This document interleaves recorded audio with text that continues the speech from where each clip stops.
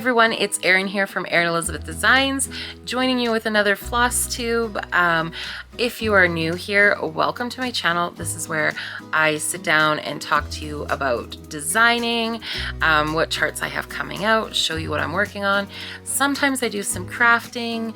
I want to do a lot more quilting, you name it, sewing. This is my creative space. So I just want to share a few things with you today. If you're returning, thank you again for your continued support. And I'm happy that you are choosing to spend some time with me today. So today I am not coming to you with any like new releases, charts, stitching. I am just here today to talk all things DMC.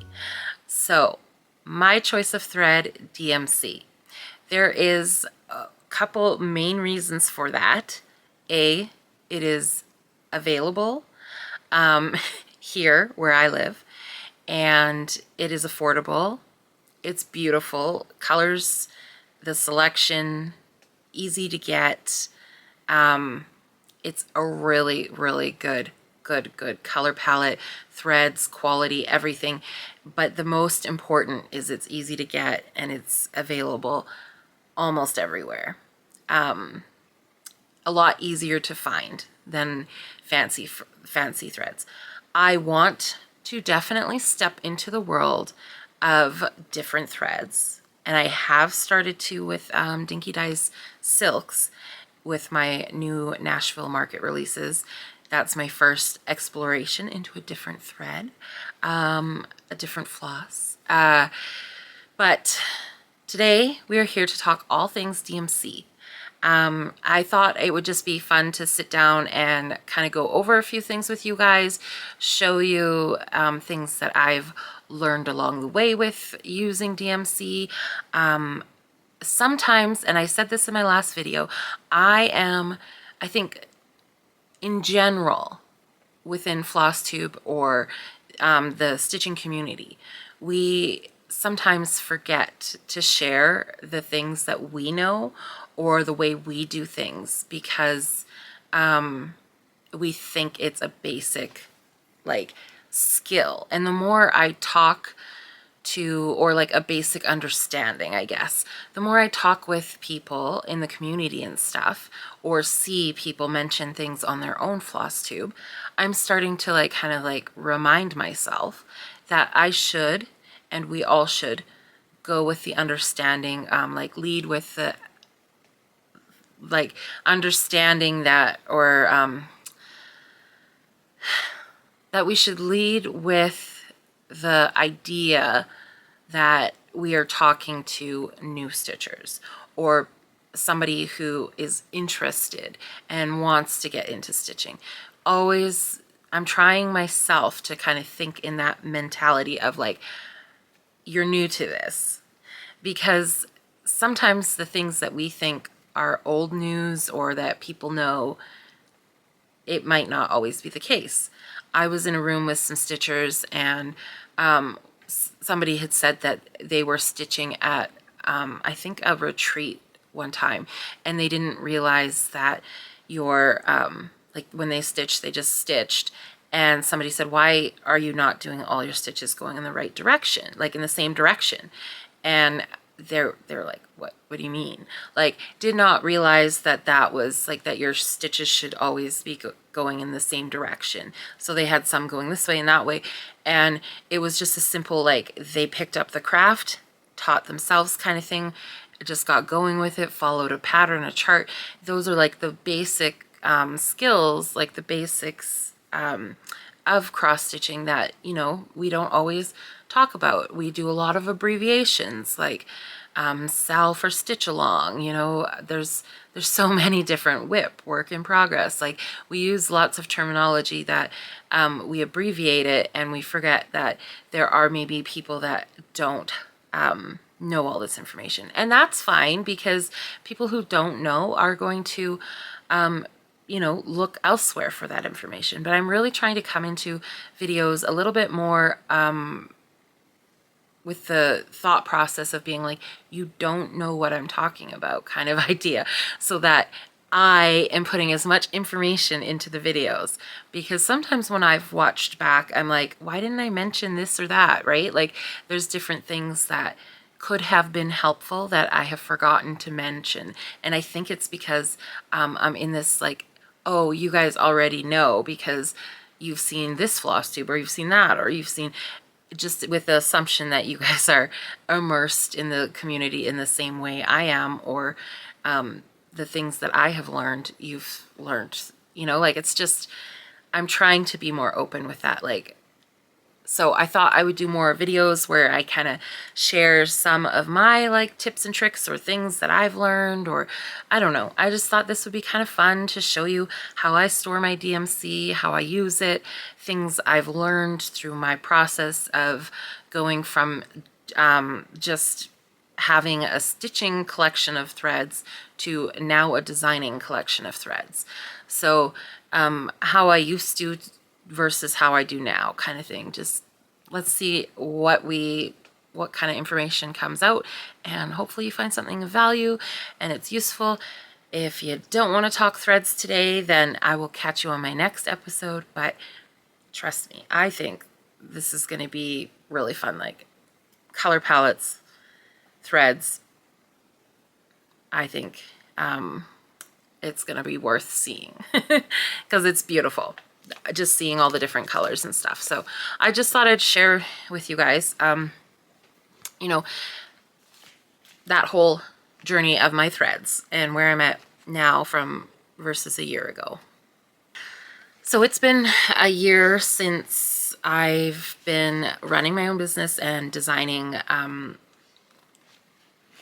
doing it all on my own, and I have come a long way in my journey with DMC.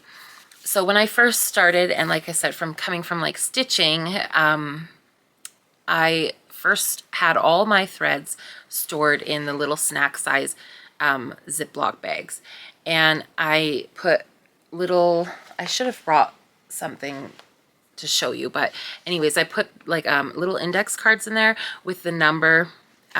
So like I would have my skein of floss and put it in the little snack size Ziploc with a index card, and it just said, you know, $3.55 on it. And then I had them in some tubs, something like this, and just stacked in order by number. Because when you're stitching as a stitcher, you generally are searching for your colors by the number.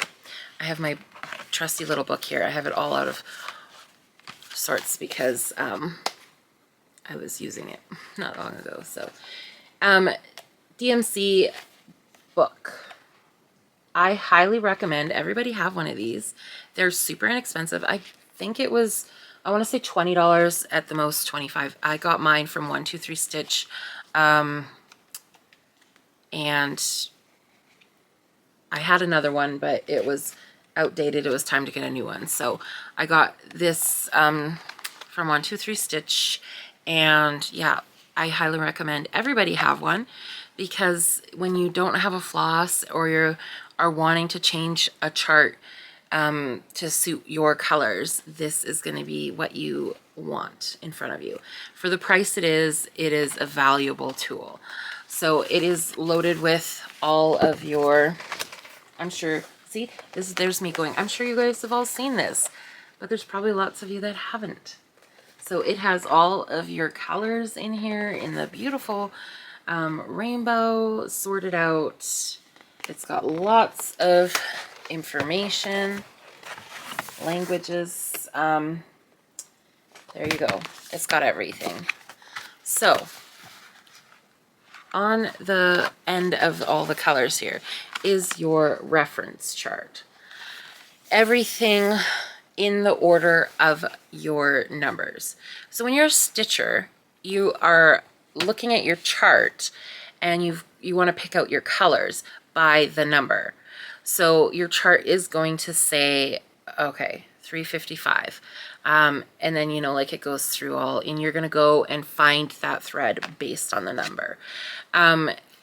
So when you're stitching, it makes complete sense to put them in order from highest to lowest number, so then you can easily find, you know, like I used to have them like that, like I say, in some, I had them in, these are open top, just your plastic drawer styles, but I had them in like a closed plastic clear, so then you could just, and wrote on the front like 1 through, so it'd probably be like 1 through like maybe 200 or something, right? And then you would have them all in there and just kind of like file through and find them. Worked great. But then when you come into the designing aspect of things, you don't, the numbers, obviously they're important, but we don't necessarily, like I know my numbers, a lot of them now, but I go by color.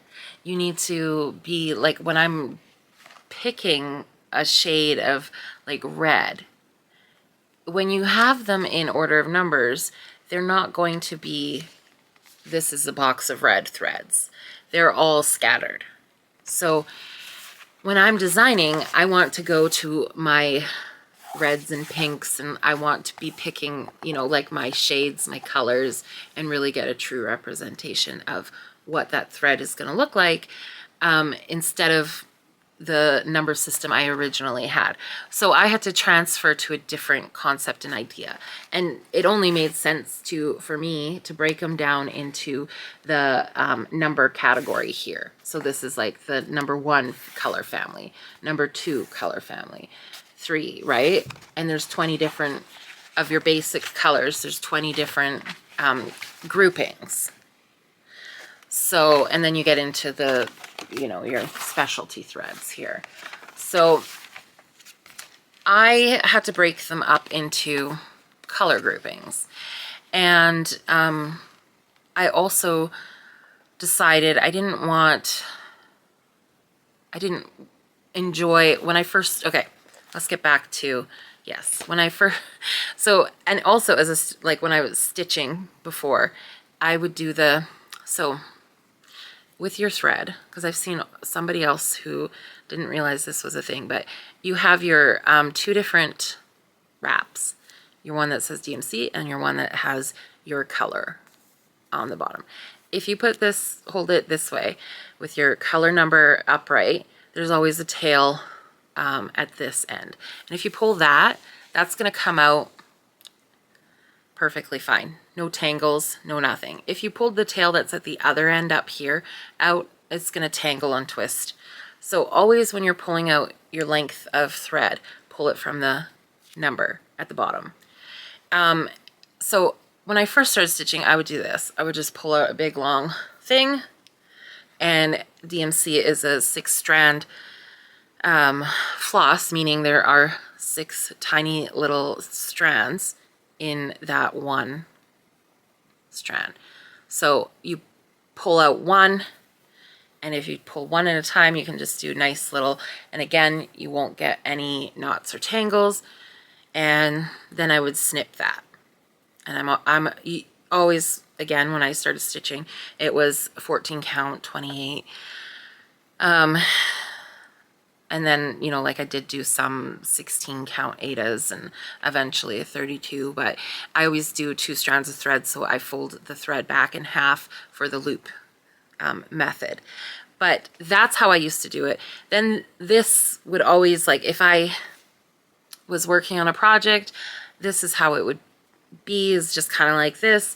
I would try to unpull it so that it wouldn't get, if you leave it pulled back like that, it's going to get all kinky and stuff the next time you go to use it. But that's how I would use my floss.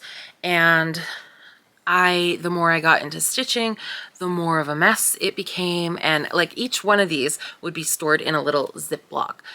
So, you know, I'd take this and I'd put, you know, it back in its Ziploc, and then it would go in its bag, and that's how I started my journey with stitching.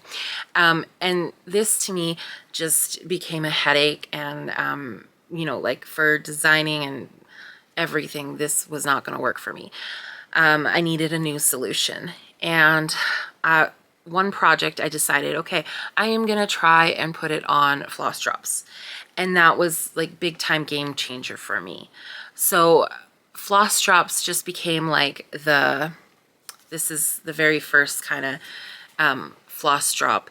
I made my own with a heart punch. And then I did the, you know, like a big one for the thread. This one would be for going on your split ring or your binder, loose leaf binder ring. And then this one is for like if you had leftover threads you put in there. Well, I'll tell you guys, like when I used these, it literally changed everything for me. So this is how I originally started, was with my 2-hole floss drop tag. And you know, you go and you pull one whole strand and you'd pull it out. I thought that was like, oh, that's so cool, right? You just like pull out one strand, you got that, and then everything's perfectly good there. And then you'd go like this, and all right, now we're gonna do the same thing and split and find one thread and pull, and great. Well, it took me a bit, and then, you know, like you have the leftover, oh, it didn't use up all that floss, we're gonna put it back in that tiny little hole and save it. Well, no, it didn't take me very long till I finally saw on someone's video, let's see if I can show you, is that if you just go and you grab, oh, to get too close, one of those little threads, and you just pull that, you get the one. And then, you know, like if you're doing loop method, you already have like your loop done, and you would just, this is how I was always taught to thread my needles, to take the thread over your needle, bend it over your needle, and then just pull it super tight between your fingers, and then you flip your needle over. I'm not gonna be able to show you very well because I kind of have to, and then you just push and it goes through your needle. So that's, you know, then you have your loop ready to go. That was like, oh my gosh, game changer. I don't have to take off this whole thing of 6 strands and have extra and be fiddling and putting it back on this little hole. So that was a huge game changer to me. So then when I started to think about, okay, my floss drops, now I don't need to worry about punching that hole. I just need one big hole because I can take these off one strand at a time. I started using a thread bed. That is also like huge for me because then you can put your little nest of threads. If you've got like extra lengths left, you're not just tossing those all the time. You can put those on your thread bed so that you can go back and reuse that thread for, you know, those other couple little stitches that you might need here and there. That is a huge game changer, having a space to collect those threads too. So that was, okay, now we're gonna go to just one hole. And the more and more I used these, I have some here, like the more and more they just got ratted and tattered and like, you know, rip and bent, and I needed a long-term, this was just sort of like the trial. I wanted to try my DMC threads on floss drops and see how I liked it. This to me speeds up the stitching process. Being able to pull one little thread off at a time, it's already pre-cut. Yes, it takes a little bit to pull it off and wind it, but really, at the end of the day, I would much rather do that than every single time I need a thread, I gotta pull and snip and, you know, like then fiddle, and then I got this rat's nest of like, what do, you know, like, and the more times you take this in and out, then and if you wrap it around, then you've got it all kinked. And this to me was, I knew right away, this is how I'm gonna have to do it for designing and for my stitching of models and stuff like that. This was going to be the easiest and best way. I thought, okay, if I've got my colors all on floss drops, then I can easily grab them, use what I need, and then this goes back into my collection and it's still there. When it runs low, I just add another skein to it. Simple, simple, right? So floss drops was the way I needed to go, but I needed to find obviously good ones that aren't made out of cardstock. Like I said, I just bought punches and did those. it worked great for the trial period of time to get comfortable with using them and making sure that that's the route I wanted to go before I invested a bunch of money into some kind of a system. So there are a ton of different floss drops out there, and there's lots of really, really good ones. If you're just using them for like projects here and there, I mean, like I am using these all the time. I am grabbing these, testing colors, laying them here on fabric, back and forth, in a bag, out of a bag, on my desk, put them back. Like I needed something that's not, you know, when you're stitching at home, you're just pulling them out of your bag, you're using them, they go back in. It's not quite as much of a high traffic back and forth that mine would be. So I needed something that was going to be a little bit more durable. There are lots of really great like acrylic ones and stuff that are out there. I also like wanted to get my whole collection that I was slowly building. I wanted to get them all on drops, every single color. That's a lot of floss drops. That's a big investment. I wasn't sure what route I wanted to go, so I was trying to find a cost-effective something that would last though, right? I'm okay with putting money into something if it's going to last. But I also wanted to make sure like that it was fit what I needed. So a lot of the ones I was finding were like, you know, like that were sturdy and durable, were like thicker acrylics and stuff like, and I'm thinking, you know, you get a whole collection. Like some of these have 25, 26, 24 colors in each color grouping. So that's a lot of, if you're gonna, I wanted to put all of these colors on floss drops and put them on one ring so that when I need those colors, I just grab that ring. And I just kept thinking that's a lot of like really, you know, like if it's anything too thick. So I wanted something that was going to be thin and durable. And so then I thought, oh, well, plain, like what else is thicker than cardstock? And I saw people using playing cards and stuff for them. Okay, great. Let's give that a try, because those, I thought, oh, you know, they are like plasticky and really like a thick, you can find some really good thick qualities. So I found these really fun cards at a garage sale, and I was like, awesome, I'm going to try them out and see what I think. Well, I did the jokers to start, and you guys, as fun as these are, like, come on, cute, right? I've also I know you can do them where you like punch here and here, but that's too big of a card for me. I just did not want it that big for all intents and purposes of what I was trying to accomplish. So this was, I think I was able to get 2 out of 1 card, is why I did it like that. These are cute. These are great. These drove me crazy because of the print. There's no way I would have been able to handle like a full with the colors when I'm trying to design, and it just was too busy for me. I need to put a nice clear label on there, and if I had a project and I was doing like a fun stitch, I think these would be absolutely great. But for what I was looking for, I decided that's not it for me, which is really sad, because I mean, the nice thing is I actually have these cards now to just use for fun, because I think they're great, the little Pez cards. But these would have been really fun for floss drops for sure. Anyways, I wanted something else that was going to be, how can I do this? What am I going to do?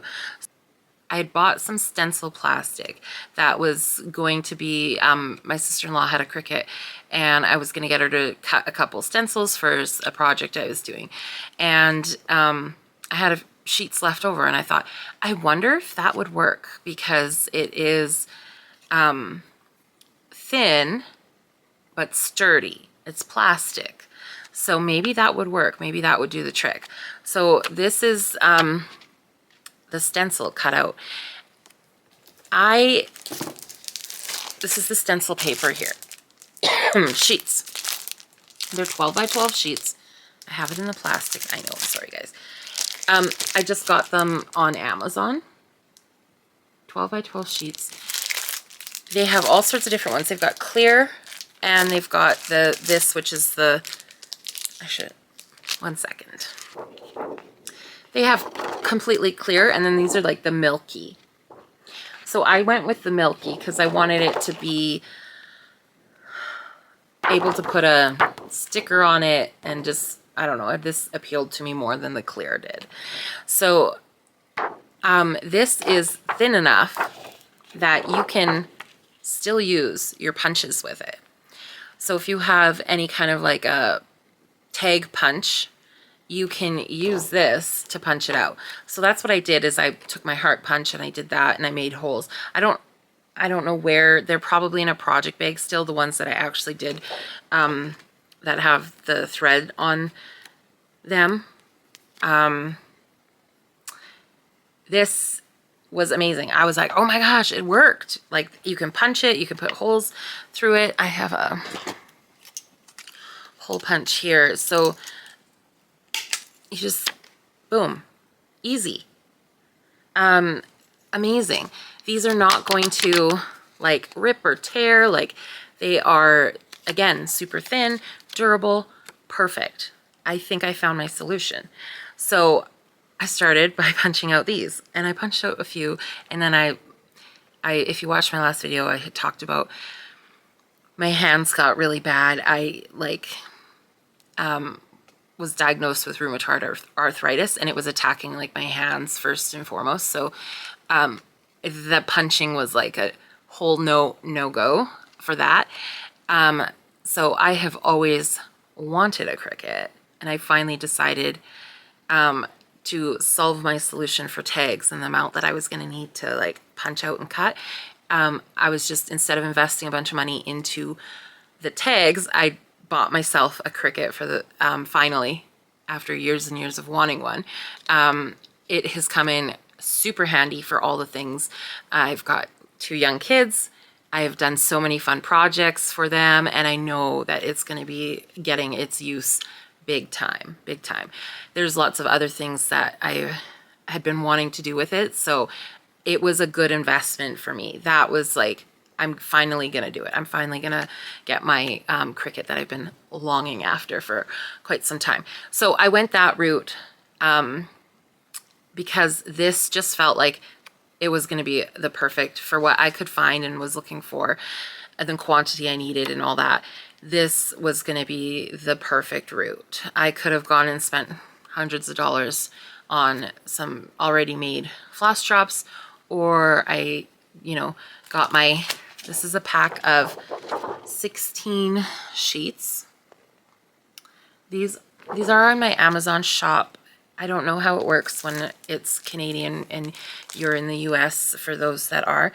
But if you put in stencil sheet, blank stencil sheet on Amazon, they'll come up. And this is a 7.5 mil. So you can get different weights of it.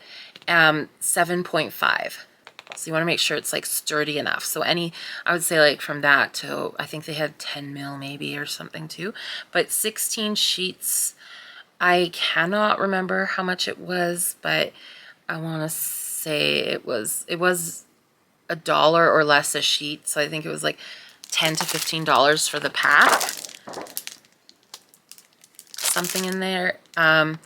Not very expensive at all. So for $1 or less, I think it was less, but we'll say $1 for even, like, let's overshoot. For $1, I chose this shape because I thought it was going to work best for me. I can get 32 cut out of it. So for me, that was a wise investment and choice. Like I said, that was already on my list of things to get, and I finally thought, okay, I'm going to treat myself and get it and take care of this tag solution. So again, these are the stencil sheets, And if you don't have a, I mean, there's probably so many people that already have a Cricut in their craft room or know somebody who does, that doesn't mind you going over and cutting some tags. I see people making them with cardstock all the time. You probably could, I don't know. I feel like you could probably find these in colors too, like, because stencils come in all different colors. Anyways, this was just what worked for me. And I thought maybe there's somebody out there that this speaks to and they're like, hey, I have a Cricut and that, yes, I need some floss drops. So I just went in and found a shape that I liked. I found this tag shape. That I liked because it had a nice space here for tags. And then I just put in my own kind of like shape there. I created this little template and then the little hole there. So I pop it into the Cricut, it does all the cutting, and I just pull these tags off of the sheet. And there you go. I've got, do I have one off of a, I've got a nice, it's bendable, flexible, durable, not going to come off tag. So that was my solution for storing my DMC. Unwrap the skeins, put them on floss drops, voila. Label them. I didn't need the little secondary hole to put the threads on. If I had an extra chunk of thread for whatever reason, I could just put it on here too, right? Like there's plenty of room on one of these to just put another thing over it. I understand that if you're using like variegated threads or floss, fancy floss, you're going to have you're generally not using the loop method. And if you're using 2 strands, you're gonna wanna pull them from the thread the same way. So you would probably be taking off the full 6 threads, and then you would pull out your one and then pull out your second and line them back up. So I understand that, like if you're using fancy floss, you would probably be pulling out the full thing. And again, then like a thread bed is something that I would personally be using to store the extra threads for my project rather than plopping them back on here. When I'm done, yeah, they would probably, you know, go back on there. But again, I would just put them over top on the side, off to the side there. So this was the shape that I liked. I tried a couple different things and I liked this. So that's what I ended up going with. This is a old color palette, one that needs to get taken apart. And then I got the little key tags. They're just little paper key tags. I got those on Amazon as well.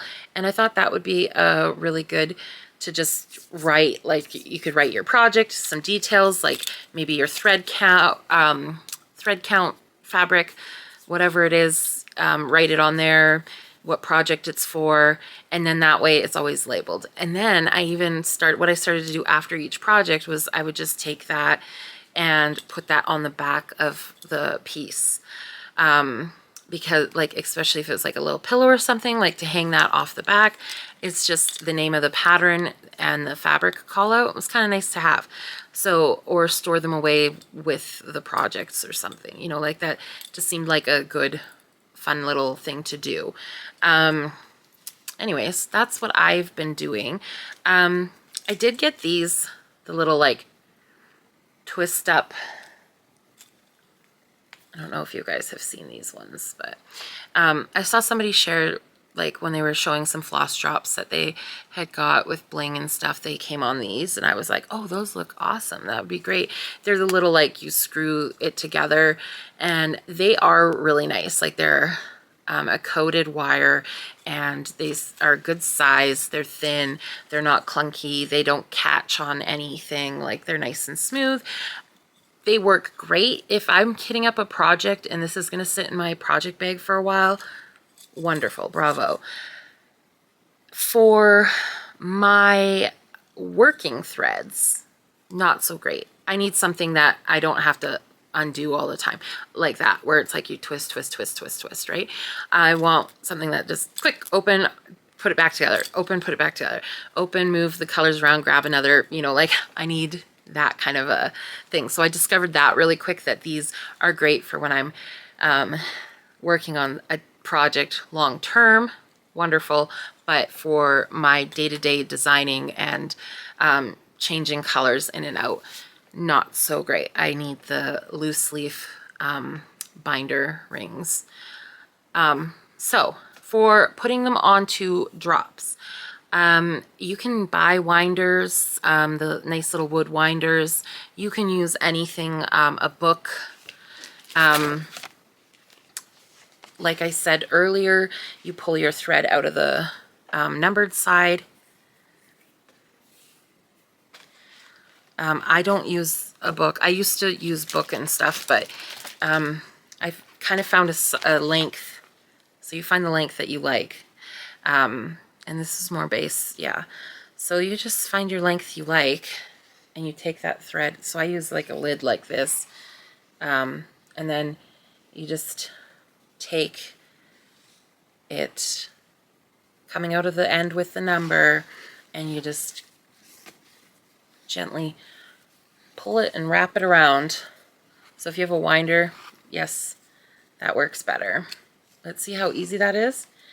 And then I would just gather it and snip. So the lid's nice because there's the edge in there to go in and snip. Books are nice too because you can just, again, go in between, but you just find whatever you have around the house.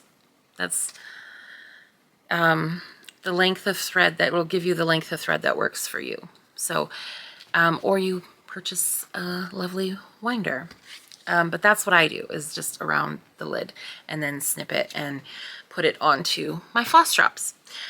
So, highly suggest that. Love it. Like I say, look how many you get out of one sheet. And that's for the size and shape that I chose. You can do whatever shape, decorative, whatever you want. So this is what I have then. So I have my number 1 color family. Everyone is labeled, everyone is labeled with its numbers, and you get your pretty, beautiful ombre of color through each collection of colors. So these are my hard set of threads.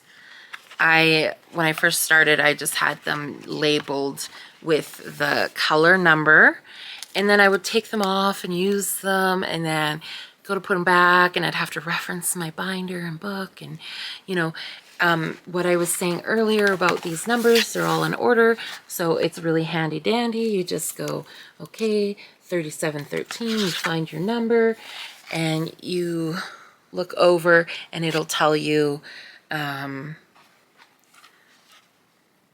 oh, it's in number 1. So this is your thread color, and then in the blue column is the color family number that it's part of. So then you go over to your 1, and boom, it's in here. So that is, you know, you go to put colors back, and it's okay, I gotta find, and then you gotta find what order.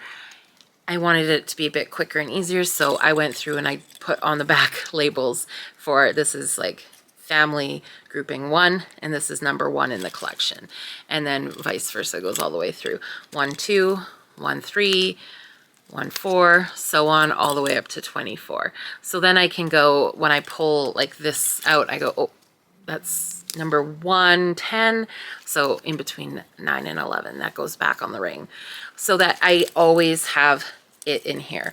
Because the way I work now is, like, if I'm trying to figure out colors for a design, I will pull them off this ring, put them down, put them on fabric, move them around, adjust, go back, forth, put them back. Once I've decided, okay, those are the ones, those drops go in the project bag. I work with them, and then when I'm done that stitch, they get filed back onto the master key. And yeah, that's how I work it. When I get low on one, I go to my Overstock, and if I don't have another skein, I make sure I go pick up another skein of that color. So, remember at the beginning when I said there's beautiful eye candy in this one? Because, you guys, I'm not going to show you them all because, like, can we just, the colors, like, DMC is gorgeous. The amount of colors that they have, and like, look at the beautiful perfection of their light to darks. Like, the colors are so amazing.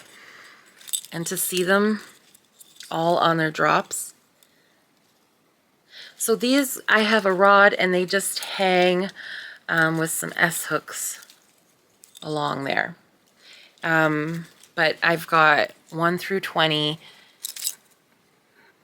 beautiful, beautiful colors. I'm not, like I said, this is, I think, 1 through 10 I grabbed today. Are they not? I just have had them on my desk, so they might be a little, like, whatever.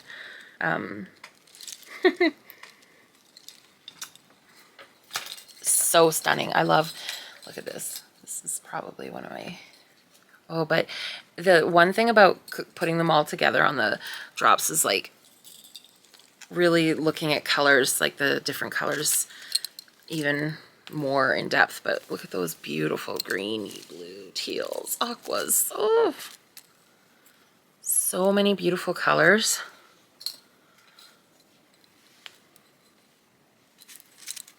So this has been working amazing. Like I say, like, just to be able to take them off and feel and look and put them back, like, system, I feel like I got it to where I need it to be. So that is what I do with my hard set every color hangs. I have every color on a drop. Yes, it took a long time to get there, but I needed to do that to have it work the best way for me and what I'm doing. So then for Overstock, this is also beautiful. Look at the rainbow. So this is from Michaels, and this is a photo craft keeper. It's part of their everyday value. I think it was $24.99. You get 16 little photo keepers in here. Oops, sorry guys. You get 16 of these, so it just pops open, and you get 16 of these little photo keepers in here. And this is, because it's meant for photos, it's acid free. So that's kind of good to know. A fun little, I didn't really even think of that, honestly, as like for storage. But each one of these just comes out, and you've got your, so I have it again labeled DMC 1, DMC 2, DMC 3. So those are my color families. So when I go, okay, I need, you know, something from color family 4, I just pull out this container and then have a look through there. These fit, like, look at that. They fit perfectly in there. You can fit quite a lot in them as well.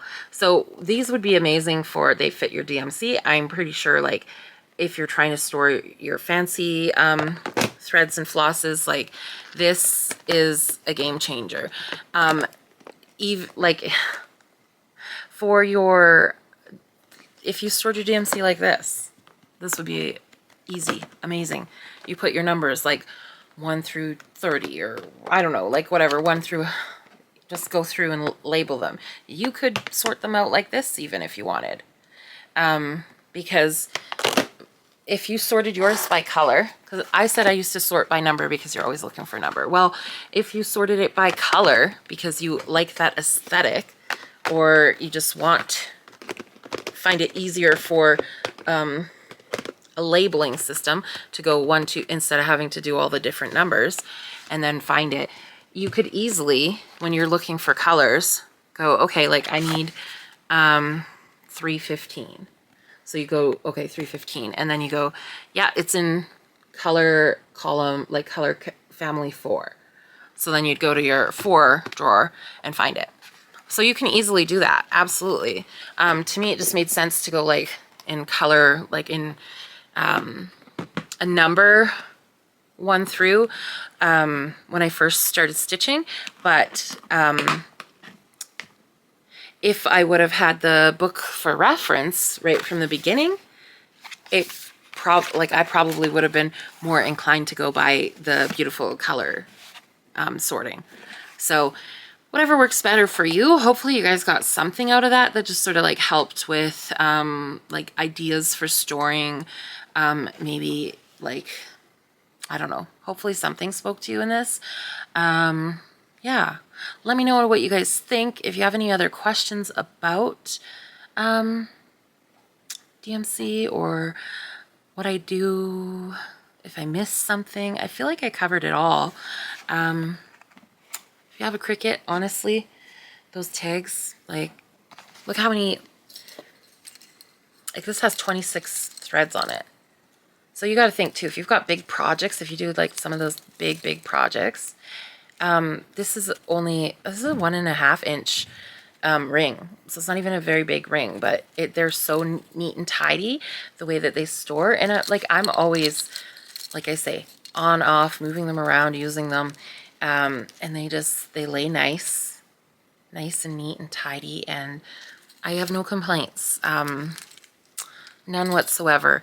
That is, and if nothing else, like seriously, this container, you can't use a coupon because it's part of the everyday value, but for $24.99, and it stores, I have 2, the floss in it.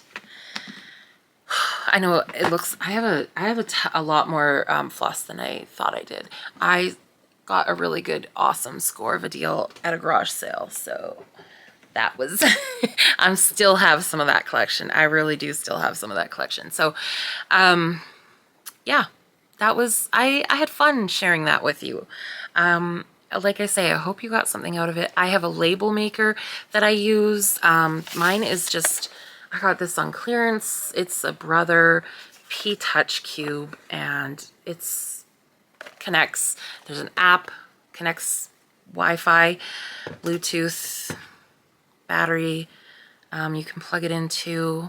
It's awesome. Label everything, super easy. I did one of my, this isn't the one. I did for one of my, this is for Kathy's jingle block that I did from the jingle ball. So these are the threads, and for her to go with the chart. So the symbols, I did the symbols on my label maker as well. So just put those on there so it's quick for easy reference. So I don't have to be pulling out the, going to the key and checking every time, right? So label maker is a must for your crafty room, I think. That's about the only place I use it in my house. I use it for my spices and in my crafting stuff. I'm not really the label everything else person. But love that. These little tags, super handy. These are great because they got the split ring too. You can even put your project name, fabric, whatever, and put that on the zipper pull of your project, on your project bag. Put it on the floss drop ring. Like I say, keep it with the project after you're done stitching it. I think these have been super handy for that kind of thing, for a quick label, so I don't forget the fabric. And yeah, what else do I, like I say, these awesome. These are super cheap. These are cheaper than the than your loose leaf rings. Mind you, I got these at Staples, these ones, because I wanted them like right then, instead of, probably if you got them on Amazon, you could find a good bargain. But you get like, I don't know, a crazy amount in a package of these. And they are, if you're kitting up lots of projects, these are great. Because like for this is just going to stay like that until I get that done. And that's probably going to take me a whole year to get that done. So at this rate, it's going to be a while. Anyway, hope you guys got something out of that. I feel like I'm kind of into that rambling thing. Super, seeing my floss hanging up is like super inspiring. Seeing it in the lovely color collection is, yeah, it's hard not to be inspired by the colors. So if you have any questions, please don't hesitate to ask. I hope I covered something. If you want me to cover something more in depth, sorry, I just realized that I said I hope I covered something. I covered lots tonight, but I hope I covered something that helped you, or that was like, oh, I should try that. Again, if you've got a punch already that you make tags with cardstock, do yourself a favor and get some of the stencil sheets from Amazon. Give it a try. Let me know if you do try things, if you got anything that you loved, whatever. Let me know all the goods in the comments. Until next time, happy stitching. I hope you have a very colorful stitch to go to after seeing this. That, you know, like I just, seeing all these threads on my desk is just, this is my happy place. And I am so grateful that I get to do this with you guys and share the things that I know and, you know, help you guys love the craft as much as I do. Until next time, happy stitching and take care of yourself. Thank you for spending time with me today. You can find me on Instagram or Facebook at Erin Elizabeth Designs. And if you enjoyed what I had to share, please consider subscribing and liking this video. You can also turn on the little bell to be notified for my next video.